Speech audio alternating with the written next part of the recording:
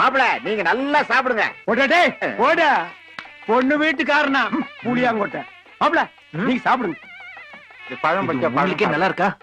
நிச்சயதார்த்தத்தை நிறுத்த போறேன்னு சொல்லிட்டு இப்படி பாத்தி கட்டி சாப்பிடுறீங்களே, உங்களை போய் நம்மள பாருங்க என்ன சொல்லணும்? சக்தி ரொம்ப டென்ஷன் ஆகாத. என்ன நாங்க பிரச்சனையே சாப்பாட்டு இருந்தாலும் ஆரம்பிக்க போறோம். நீங்க என்ன பண்ண போறீங்கன்னு எனக்கு தெரியாதா?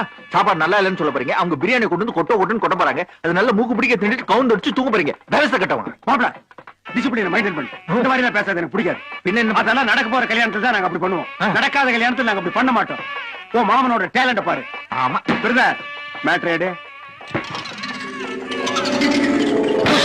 மாமா என்னது? சோத்துல கல்லு. ஐயோ பொண்ணு வீட்டுக்காரன் பாரா. ஏனுங்க நான் தானுங்க. என்னடா சோத்துல கல்லு? சோத்துல சின்ன கல் இருக்கும்னு பாத்திருக்கேன், கேள்விப்பட்டிருக்கேன். இவ்வளவு பெரிய கல் எப்படி வந்துச்சு? என்ன கேட்டா? அப்ப நான் கீழ இருந்து எடுத்து வச்சனா? இல்ல நான் தான் இங்க இருந்து எடுத்து அவட்ட கொடுத்தேன். இல்ல அத வாங்கி நான் நடுச்சோத்துல வச்சனா? இல்ல இவ்வளவு பெரிய கல் எப்படி தட்டுப்பட்டுச்சு? என்னடா கிறுக்குத்தனமா கேள்வி கேக்குற?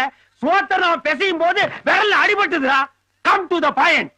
இன்னைக்கு சோத்துல கல்ல போட்ட நீங்க நாளைக்கு என் மாப்பிள தூங்கும் போது தலையில கல்ல போட மாட்டீங்கிறது என்ன கேரண்டி? ஆமாமா எனக்கு பயமா இருக்கு. வாங்க எல்லாரும் போலாம். நோ நிச்சயதார்த்தம் கேன்சல்ட். மாப்பிள்ளை வீட்டுக்காரங்களா எந்திரிக்கிறா.